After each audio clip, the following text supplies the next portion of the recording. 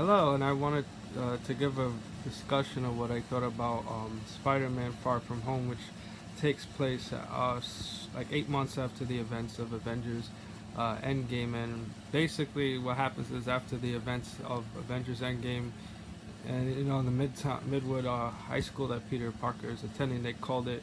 the blip, and basically, it was for those that disappeared, during the snap, time. They would still look the same as they did prior to like disappearing, and of course, Peter is still mourning the death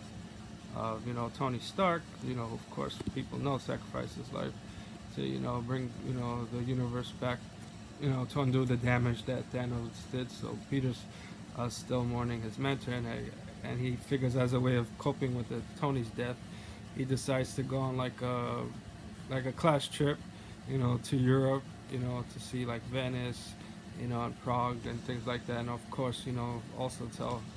his crush Michelle Jones, short for MJ, that he has a crush on her, and of course, Nick Fury and Maria Hill return in this installment.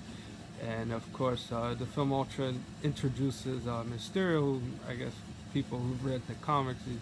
what you consider like the master of illusion, and who helps Peter uh, battle the elementals. And I thought it was kind of cool that they went more like in a lighthearted approach after the dark chapters of the Avengers Infinity War and Endgame. So I guess it made sense to go a little bit lighter. And of course, it's actually more of an enjoyable sequel than the Spider-Man: Homecoming, because it has like a better story, and I guess Tom Holland is more comfortable in the role of Peter Parker, and it's kind of cool to see, how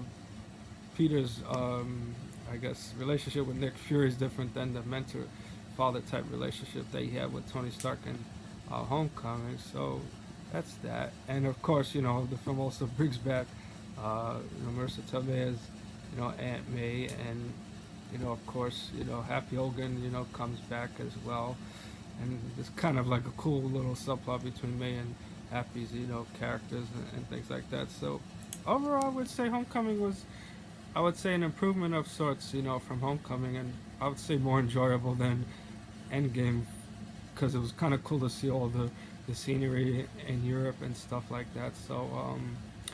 and I will say, the way that Spider-Man: Far From Home ends, it gives like a nice little setup for the, I guess, future, MCU version installments with Spider-Man in it, which should be pretty cool to see. Okay, everyone, thanks again for watching, and I'd like to hear what people thought about this particular installment